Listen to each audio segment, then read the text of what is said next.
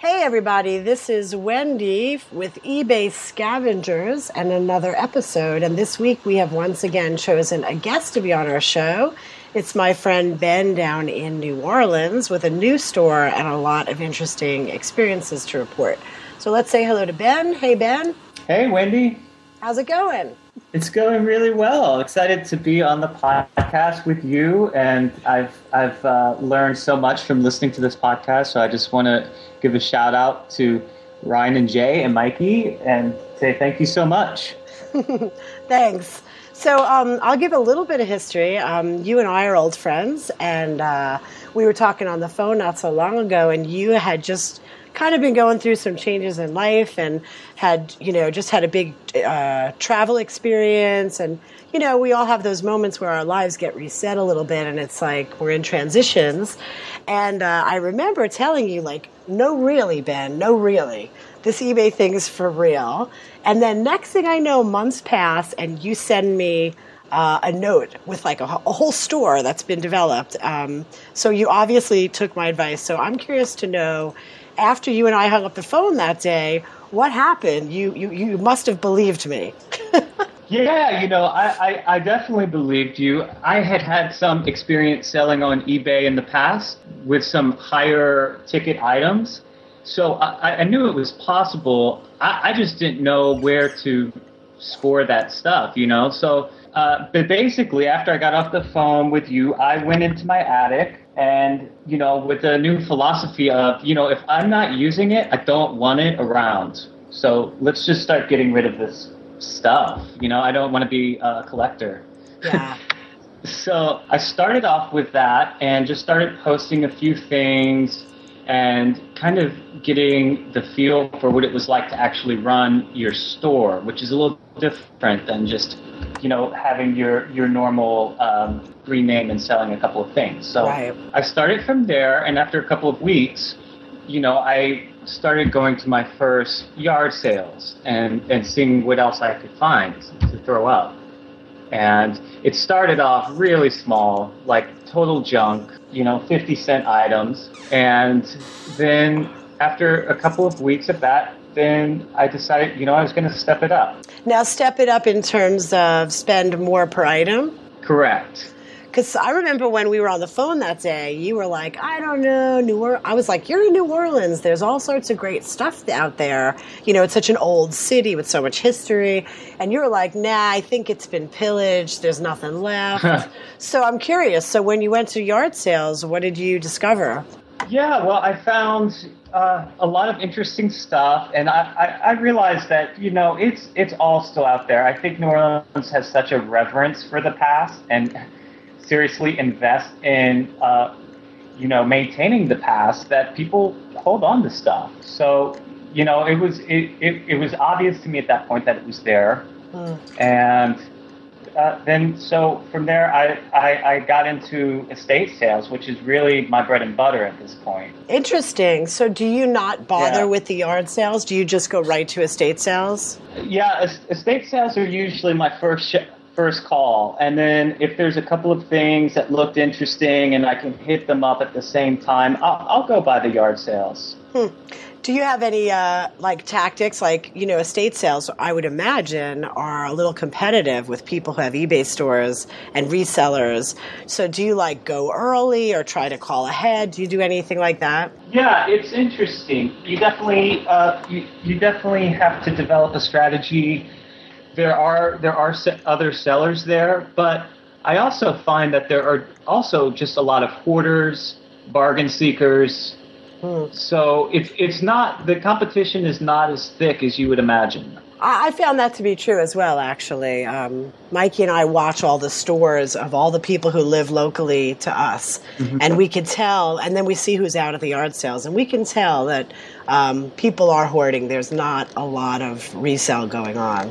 So it's interesting. I'm curious to know, because I've known you for a long time, if you found that any of your previous background actually carried over and related to the techniques you're using to run an eBay store. Yeah, absolutely. I think I was fortunate enough when I was much younger to work in a vintage guitar store. So it really gave me an appreciation for older, more sought after items, and also the whole rigmarole of how to acquire, mark up, assess the condition, and sell it. So I was familiar with that, having moved vintage guitars and amps and equipment at one point in my life.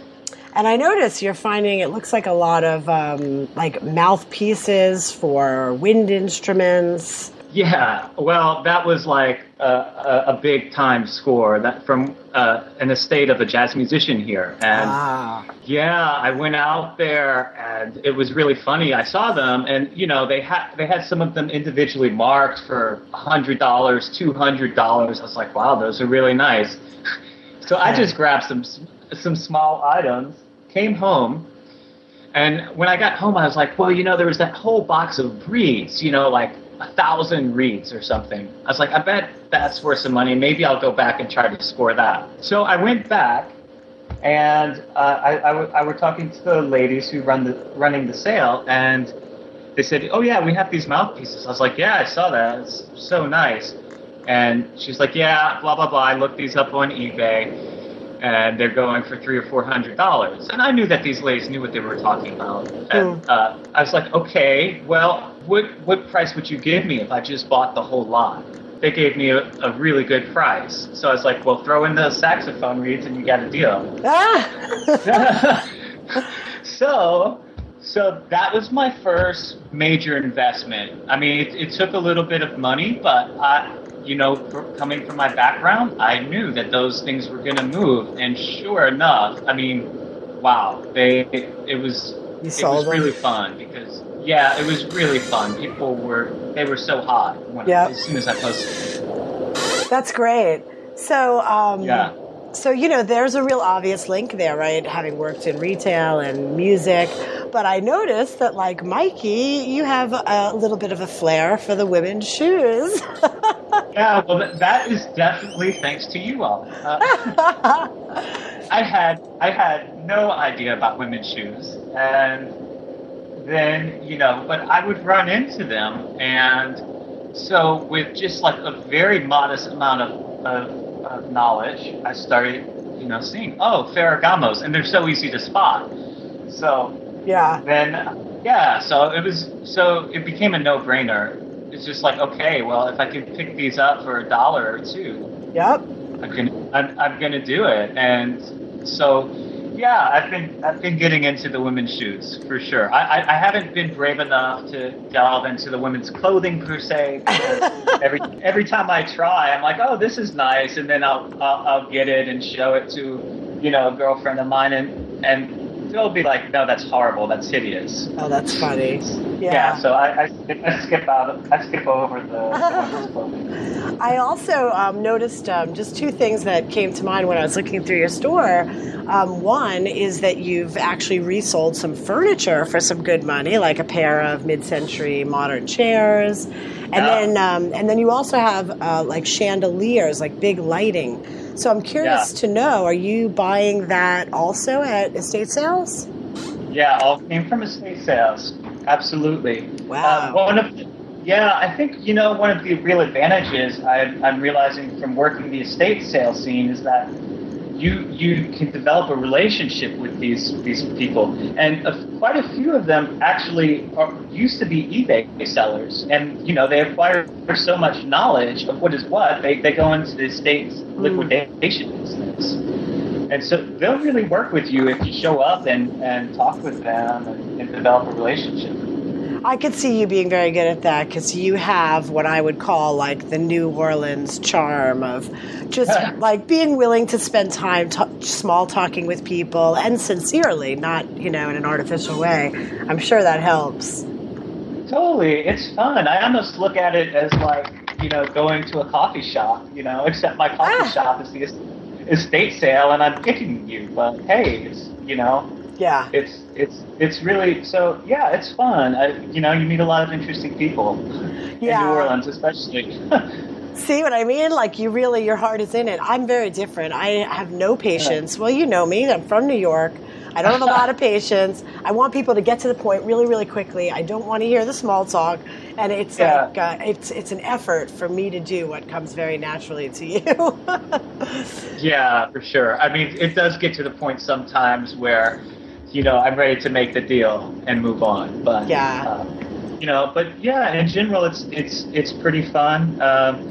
Meeting these people. And I remember on one of the podcasts, you all had mentioned that as far as estate sales go, that they're, maybe it was shied away from because, they were experts, they knew what they had, and Right. they marked accordingly. But and definitely there are some out there, but there are also others that are liquidating and encouraging you to make those piles. So yeah, it's fun when you can work with them.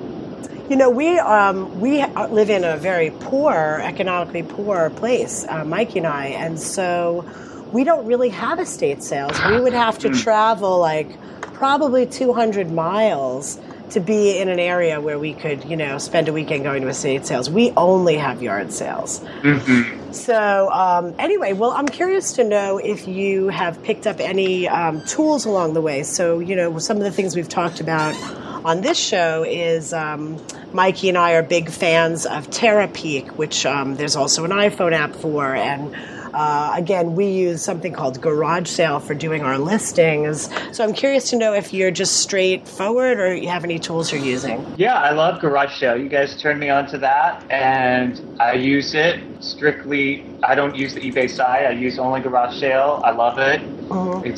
It's a great app. Also, with the TerraPeak, I did try it out, and I did the free trial, and it was good. I like the analytic platform and everything, but I realized that on eBay, they go back just as far as TerraPeak. They do give you a 90-day sales history if you use their classic site. If you use the app, or the mobile site, they will only go back 30 days. But if you can get onto the main site, it will go back 90 days. So I just figure, I didn't feel like shelling out the extra money at that point because I was too busy buying laser printers, digital scales, and everything else.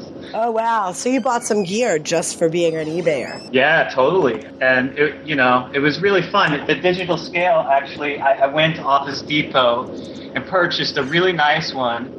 And then the next day I was in Salvation Army, saw the exact same one, like 10% of the cost. So I immediately grabbed it and returned the other one back to Office Depot. That's funny. Well, it's fun. That's why I love doing this scavenging. My theory with the waste stream is that you could be really, really specific, like down to brand, and say, I want, and fill in the blank, and then as long as you're willing to wait, eventually in time, every single thing you're looking for will appear. Totally. It's so fun. It's such a fun practice to just put the intention out there. This is what I'm looking for, and see how fast it comes to you. Right? I know. Yeah. I'm curious about so many things. I'm wondering, do you wind up buying out of what you buy? Do you wind up keeping stuff? Do you have that temptation? Like, I really want this. Yeah, increasingly more and more. I'm like, gosh, I want to hold on to more stuff. Luckily,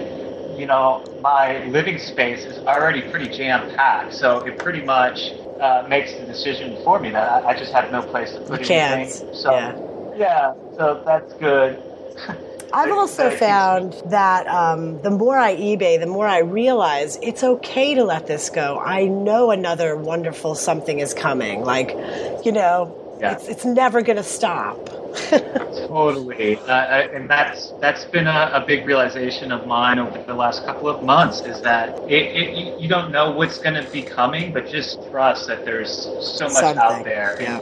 Yeah, you may have a big score, and don't worry, there's going to be a lot more. So yeah, it's great. There's so much abundance out there. So are you struggling with your storage yet? Like it's creeping over your personal space, or are you in check? No, totally. It drives me bonkers.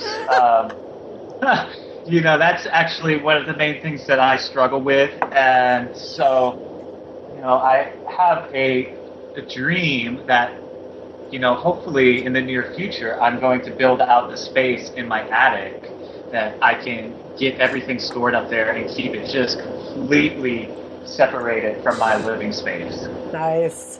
We have two small rooms. Ours are we have one 8x8 room and another almost the same size room. And they are just packed to the gills, and it makes me crazy. And I'm always I got to get in there and clean it out and make it organized. And forget it. It's just... Well, so I wanted to know what your process was. For example, with us, we go out on weekends. We try to list what we buy, within the next 3 days or the next week. If we get backlogged, we try to do things force ourselves to list 10 things a day. So I'm just curious about your process. And unlike Jay and Ryan and me and Mikey, you're not working with another person. So it's not they can do this part and you do that part. You essentially have to do it all. So I'm just wondering about your process, if you have any habits. Yeah, I try to sit down and list at least a couple times a week and, really block out some time to really just hammer it all out. It is a little bit more strenuous and involved when working solo, Luckily, once a month or so I can call up my mom when I get backlogged and say, hey, come help me, come take some measurements on these shoes. And so that's helpful, but it definitely limits you when you're working solo of how much you can handle.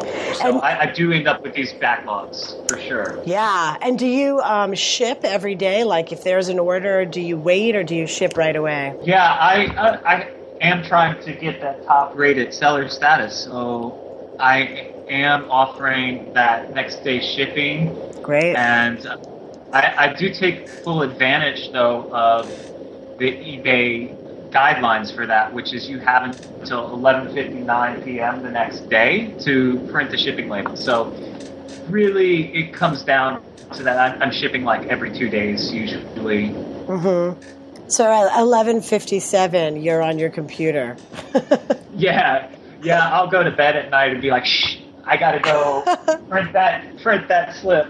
I gotta go print that tracking number out. So that's funny. So would you say you have any struggles? Is there any part of this, new career that you're at odds with? The one thing that I struggle with, and I'm seeking some balance, is that this is a very time-intensive process. Yeah. And I think to get your store up and running, you have to devote a lot of time out hunting, figuring out where you're going to source everything, and also researching, getting a feel for what sells, honing in on what it is you want to do with this business. So, it feels like it has consumed a lot of time. So at this point, I'm trying to really find that balance, because to me, it loses a little bit of the fun if it becomes